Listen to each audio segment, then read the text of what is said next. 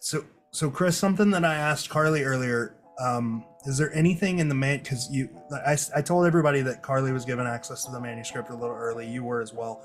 Is there any changes in the manuscript that just outright surprised you, besides the litany? Because we went over the litany and everything about that's surprising. The the biggest change for me is the change from the dark ones to the shining ones. And I don't think that's solely in the litany. I think it's in that front of the book passages as well.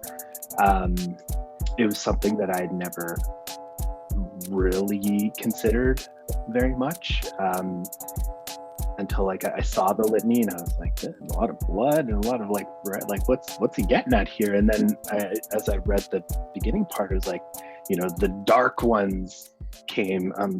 Poor quoting because I don't have it in front of me, but then in the actual version that we have, it's the shining ones came. So something changed. I don't know what it is or what it's relevant to, but at some point he needed to change from dark to light for some reason.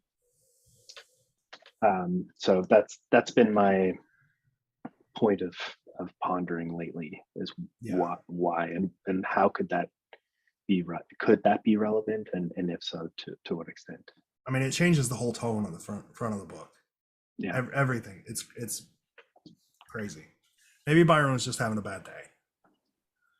I noted a horror book. I wrote that in my notes actually, Chris. Like when I went through line by line, I noted things that were different, and the dark ones were changed to the sweet spirits in that first little section on the passage to the New World. And in fact, the passage to the New World used to be the passing of the elves. So just from that alone, that this was written after the changes to the litany happened, because the elves were part of the litany originally, and there were supposed to be 13. And then when the elves were removed and they became the makers of the casks, then that's when he went with the passing of the elves, right? They were the ones coming over, bringing these casks with the gems, I would assume, right? That was kind of the idea, but that was eventually changed to the passage to the New World. But yeah, the shining ones, there's two things that I found that are kind of interesting little tie-ins. They're kind of rabbit hole stuff.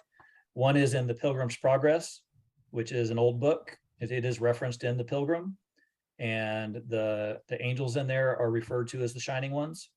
And then also in Stephen King, like The Shining, like if you ever read that book, the shine is essentially special abilities, right? Like you have these mental powers that are known as the shine. And so you would be a shining one if you had the ability to move things with your mind, like telekinesis or, any of those things that those characters in those books had. So I kind of wonder if he was hinting at some Stephen King stuff there.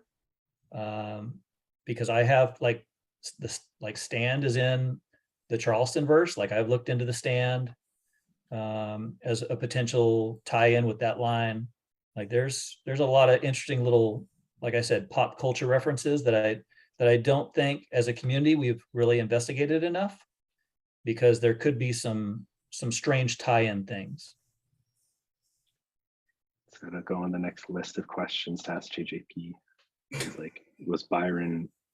I have a serious list. Like adding, was he a fan of Stephen King?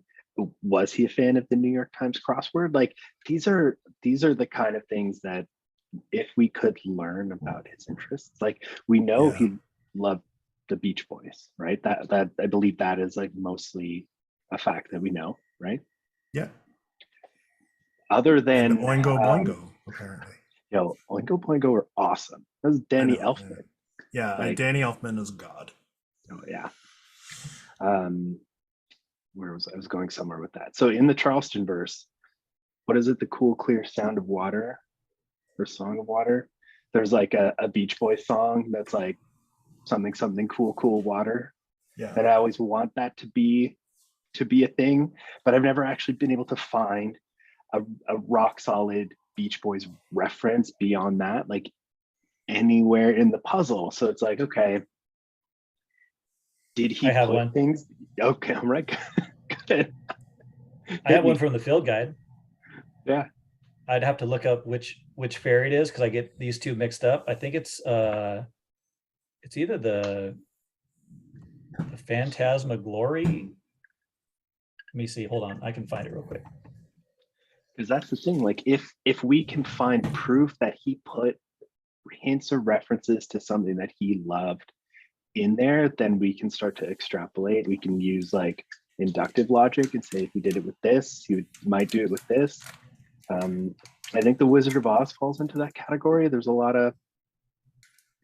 some, I should say, potential Oz references that he's maybe kind of baked in. Whether they're Easter eggs or they're puzzle related is up for grabs. But I found it. The Myra Chimera has this line where it's like, to a foxy East Coast lady, she might appear as a magazine cover. To a West Coast starlet as a poster. To a Midwest woman as a catalog picture, et cetera, right? So California foxy girls? exactly, girls, yeah. exactly. Foxy East Coast lady. You have foxy lady, which is Jimmy, right? Jimi Hendrix, and then the East Coast girls, and then the West Coast girls, and the Midwest farmer's daughter, right? All those words, just those words all together, make me think about that song. And so what's left out, right? Like, that's what I always think, like, okay, he mentioned these things, are the things that they're singing about with those particular lines important, or is it the one they left out? And so those are the kind of questions I ask myself all the time when I find these little references. And it could be something, it might not, it could also not be, right? But like, that's the way my mind works. Yeah. I naturally make connections like that. And I think like it's so, because we know nothing about Byron's intentions, we can make those connections to anything, you know? I'll give you another example, right? So in the Tinkerbells, there is this line where it says, while a burnt out terminal case with a headset somewhere squats over a black box full of buttons with the apocalypse on hold. That's an Apocalypse Now reference.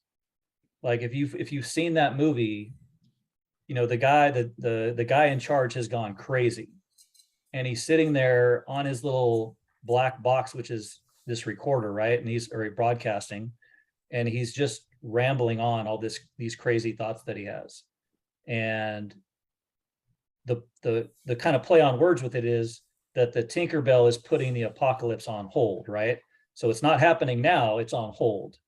And so that's how you get to the idea of apocalypse now, because apocalypse is capitalized, but then she's putting it on hold. So it's not happening now.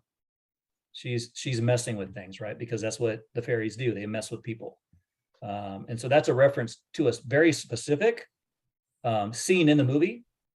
And what's really interesting is, having watched that movie, it has like that really famous scene where they're coming in, they're going to attack that village, and they're playing the Flight of the Valkyries, which I know you guys have talked about The Ring on here.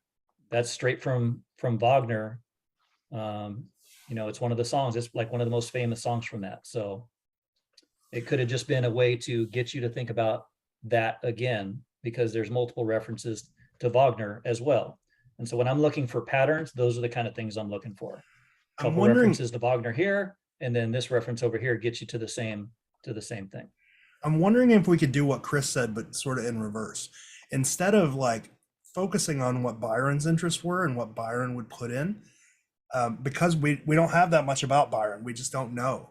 We got a shitload from Sean and Ted, right? We've got volumes of magazines with Sean and Ted's work in it, where we can see exactly how they reference pop culture in ways unrelated to A Secret, exactly the kind of things they would reference, exactly how they would use their words.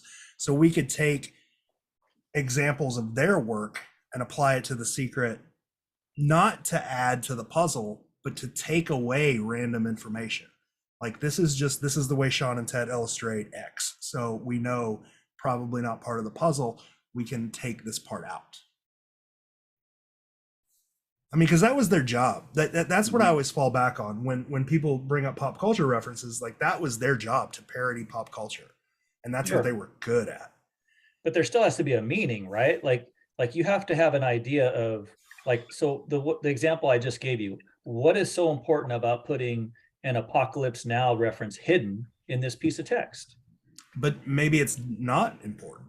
Maybe it's just Then that's their writing. That I mean, the book, the back of the book is a satire. You have to be satiring something, and not everything that you're satiring has to be important to the puzzle. I mean, it is It a could just be very important to the specific text. reference, right? Like I get all the satire that isn't specific, where it's just talking about general random things. Yeah. But this is like a very specific reference, you know? And Well, so to me, that's what I research. I go back to like I don't remember if this was your post. I think it was, because I think we talked about, I actually think we talked about it on the podcast episode, but I can't remember. It was a specific reference to Nagahide, right? Yes. Nagahide's not a word that's used now, but back in the 80s, it was Back a then word it that was would've been. used. Yeah, Nagahide. Sure. I don't remember the ad, but whatever Yeah. ad it was, it's made of Nagahide. Like, Well, the Naga was a fairy too. Like that was part of their branding. This little Naga was a creature that they used, and it was a little fairy. yeah, but just because they used that reference to Nagahide, while it's obscure now, it wasn't obscure then. Does that necessarily make it a clue, or is it just, they're writing satire? They got to satire something. Sure. I can tell you specifically with that word because I've researched Nagahide and I know who invented it, right? And his name's Hunter. And so I could go through probably 10 different examples from things I've researched in the back that all tie into the word hunter somehow. And so that's the way I look for patterns, right? Okay. And that's one of the ways that I kind of do that. Okay. I don't know. I feel like it's weird because we're talking about stuff we'll never know the answer to, right? It's We all might not. like it's all like methods used to get a non-answer. Could we do this? Could we do that? We'll never know. Yeah.